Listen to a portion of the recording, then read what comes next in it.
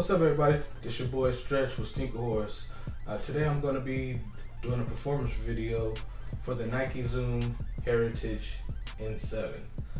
I haven't hooped in a long time, so I'm getting in shape, trying to lose some weight, you know, the whole deal. So I thought, why not start doing performance reviews again?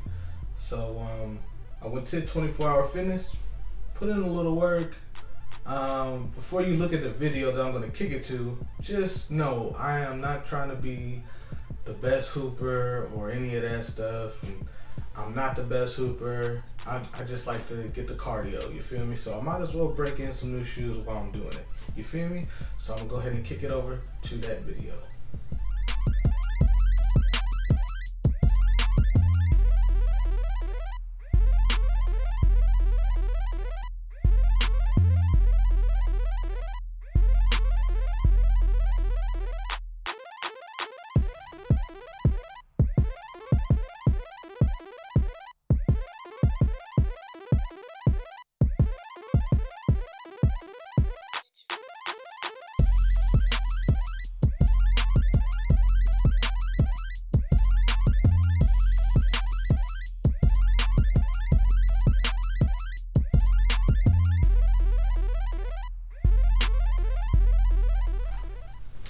Now, before I get into the specs of the shoe and my opinion of the shoe on court, hit that subscribe button. And if you like this video and you find it informative, hit the bell right by the subscribe button. It'll notify you every time I post a new video. Cool? Alright. So, first thing I want to get into is the most noticeable thing about the shoe is the traction as far as performance. The traction has like triangular riggers throughout the outsole. It's designed for a game called Resball that the Native Americans used to play, or still play, that they do play. It's called, like I said, Resball. It's a good, the traction is a beast, I'm not gonna lie. I did my traction test in them. I didn't notice the traction on court. I didn't play outside and I didn't play on a dusty court. So if you're looking for, you know, my opinion on those, honestly, I have no idea because I didn't play on a dusty court, nor did I play outside, and I really don't plan on playing on either one. But if I do somehow play on a dusty court or outside in anything, I will let you know. But I did not. I played on the clean court. The traction was fire. I couldn't slide or anything like that. I tried. I definitely tried, but I did not slide even when I tried. And when I was on court and I wasn't paying no, you know, not trying to do anything as far as that, I didn't notice it. So the traction, I'm giving it an A minus. I'm gonna say A minus because it's missing something. I'm not really sure what it's missing, but it's missing something. So A minus, still a great, the traction is great. So that's just what I think about it. Also, I want to get into the cushion. The cushion, you know, the name is Nike Zoom Heritage. So it's supposed to be zoom. You would assume that there's full length zoom, but there really isn't. There's a little zoom. You can't really tell. You know, it's not like life changing as far as, you know. And if you're flat footed like myself, I'm flat footed. These really suck as far, you know, for the flat footed folks. I really tried to beat that arc down that they have in there. It didn't really it didn't really fold for me. It didn't work out well for me, but it's still, the cushioning, it didn't have much zoom, maybe in the forefoot. Didn't really feel it anywhere else. It's not full length, I tell you that. It's not full length zoom. So if you're looking for a shoe that's full length zoom, this ain't gonna be the one. So with that being said, I'm gonna have to give just off the cushioning, it was a little bit uncomfortable for me. I didn't have like aching feet afterwards. Like after I beat up my Soldier 11s, my feet aches. After I made a video on them and a performance video on them, and they were cool then. But the more I wear them, my feet start aching after I hooped in those. My feet aren't aching in these. So I'm gonna have to give it, you know, it's cool now. I've been hooping in them for like 2 weeks straight. So, and when I hoop, I'm playing like an hour to 2 hours for at least 5 days, 3 to 5 days a week. So I'm putting in the hours. These bad boys, the cushion is no bueno for me. No bueno. So I'm gonna have to give the cushioning a D. D. You know, D plus, because it didn't. My feet didn't ache afterwards. So I'm gonna give it a D plus. Okay. Moving on. We're gonna get into the material used on the upper, which is going to be leather, and then we have like a woven nylon that goes from the toe, the middle of the toe, all the way up to the tongue. When I first saw the shoe, I thought the breathability of the shoe wasn't going to be that great. It's okay, my feet didn't get sweaty. I'm not really sure how it's breathing, but it might be just through here. This might actually be causing it to breathe a lot. The leather quality is pretty cool. It's not like your ones or anything, your Jordan ones, but it's still good.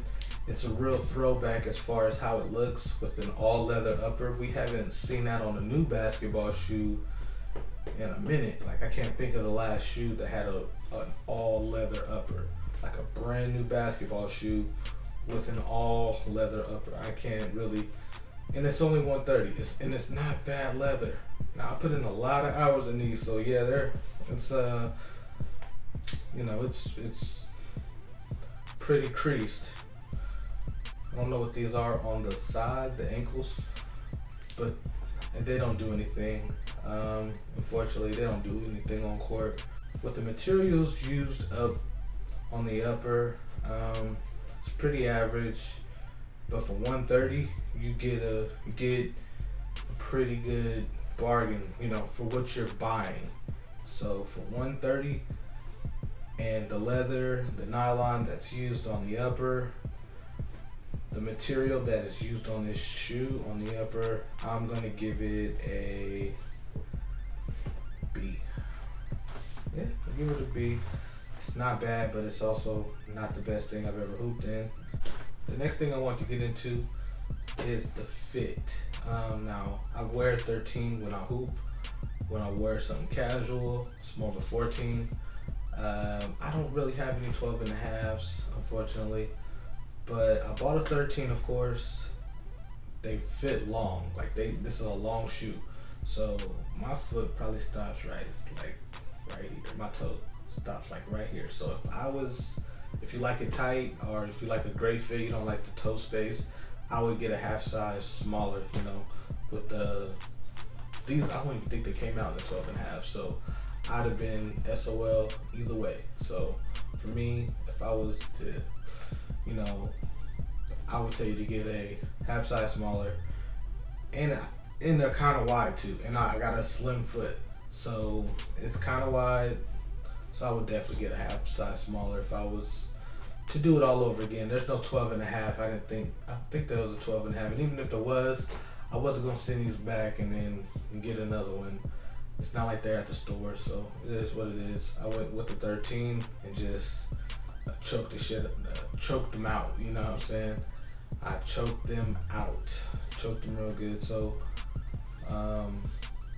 the fit overall, with them being wide, not true to size, you have to give it a C. Unfortunately, you have to give the fit a C. Stability is the next thing I want to get into, is the stability. They got these carbon fiber shanks right here on the medial side of the shoes. Then they have this plastic TPU type heel counter. These ankle things, bro, they don't do nothing. I've rolled my ankle in these. I didn't get hurt or anything, but I definitely rolled my ankle. I had to walk it off. I was good in a couple seconds, but it didn't linger on for any past a minute or two. I was cool. You know, I did roll my ankle. It did suck for those 2 minutes, but it could have been worse. So, you know, it also has this nylon. I don't know what this is. It's I don't know why they did it like this. There's like a strap in here to where you can't. I don't know why it's here, honestly. So being that I rolled my ankle in these and you know nothing happened, I can't really kill the stability of the shoe because, like I said, nothing happened when I did roll my ankle. So I'm gonna have to give it a good solid B plus. It still wasn't the best thing I've ever hooped in, but it was still a good shoe to hoop in. You know, it still did its job. The carbon fiber shanks and the heel counter, it really do keep you in there. Even though it's a half size long, I didn't do much sliding. When I did the KD11s, I was locked. I strapped that fly knit down, and I was still, every time I stopped, my foot slammed the toe. It's not like that with these. These probably fit like the KD10s. Excuse me, the KD10s. The KD10s, it was all fly knit. I hooped in those, and then every time I stop, my foot slides up. Every time you hit them brakes on them shoes, your foot slides up. It's not like that with these shoes. So the stability and the lockdown was pretty good, even though they are too big. The fit isn't true to size. So I'm gonna have to give it a B plus. The stability is good. Overall, the shoe is gonna get a B minus. It's a solid shoe to hoop in. It's a good bang for your dollar, especially if you find them in the outlets. Like I've seen people buying these in the outlets. They're already hitting the outlets. Some outlets, I'm not sure which ones, but if you see them there, it's a good hoop shoe. It's not the best thing on the market, but it's definitely a good hoop shoe. So my overall grade again is going to be a B minus. So tell me what you guys think of these. There's going to be a link in the description below if you want to cop for yourself.